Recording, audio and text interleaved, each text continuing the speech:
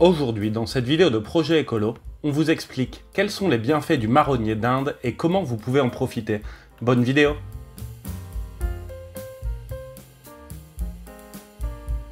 Il traite les problèmes circulatoires. Le marronnier d'Inde est riche en essine, un flavonoïde rutoside qui n'est extrait que de cette plante.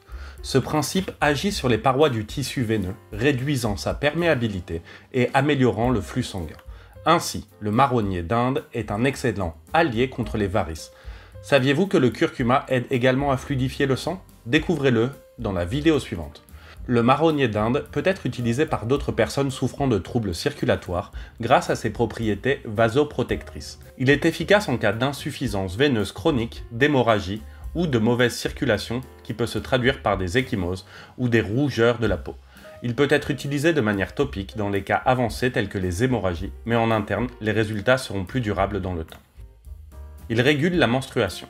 Cette plante est riche en prostaglandines, des lipides qui provoquent des contractions utérines libérant l'endomètre. Si une femme n'a pas de règles, la consommation de cette plante favorisera la survenue des règles et donc leur régulation. D'autre part, il est fréquent de ressentir des jambes lourdes durant ces jours-ci et le marronnier d'Inde peut réduire cet inconfort grâce aux flavonoïdes qu'il contient.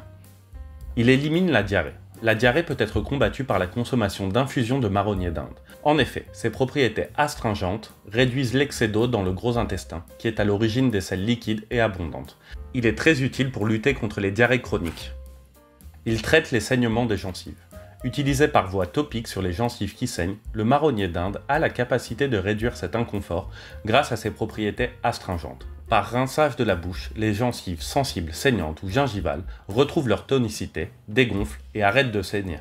Il cicatrise les plaies. Outre le traitement des tissus buccaux, cette plante peut également être utilisée pour favoriser la cicatrisation des plaies cutanées grâce à ses propriétés vénotoniques qui stimulent la circulation sanguine. De plus, la plante aide à dégonfler les tissus endommagés afin d'accélérer la cicatrisation. Avant de continuer, on va vous mettre à l'épreuve. À votre avis, quel est le nom scientifique du marronnier d'Inde? A. Aesculus hippocastanum. B. Fagus sylvatica. C. Quercus robur. D. Juglan regia. Réfléchissez bien car à la fin de la vidéo, on vous donne la bonne réponse. Comment consommer du marron d'Inde? On peut consommer les feuilles, l'écorce et les graines du marronnier d'Inde. Si vous voulez le prendre en infusion, une dose de 3 tasses par jour est recommandée, avant de manger. Pour un usage topique, on peut préparer des cataplasmes directement sur la peau.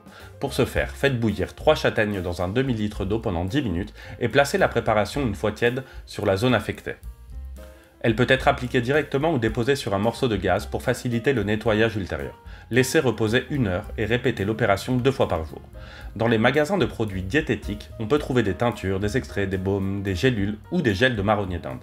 Dans tous les cas, il est recommandé de ne pas dépasser 400 mg par jour. Contre-indication. Le marronnier d'Inde est à éviter chez les femmes enceintes ou allaitantes, ainsi que chez les personnes sous traitement anticoagulant. Il est également contre-indiqué en cas de prise simultanée d'aspirine, d'ibuprofène et de naproxène. Effet secondaire. Une consommation excessive peut provoquer de l'anxiété et des troubles gastro-intestinaux en raison de la présence de saponine. Il peut également provoquer des somnolences, des nausées et des vomissements. Il est à noter que cette plante est de toxicité modérée, il est donc recommandé d'accompagner sa consommation d'un avis médical. Et pour revenir à la petite question qu'on vous a posée, vous avez trouvé la bonne réponse? La bonne réponse est A. Pour découvrir plus de bienfaits d'autres remèdes naturels, c'est par ici. Et vous les amis, est-ce que vous envisagez de commencer à consommer du marronnier d'Inde?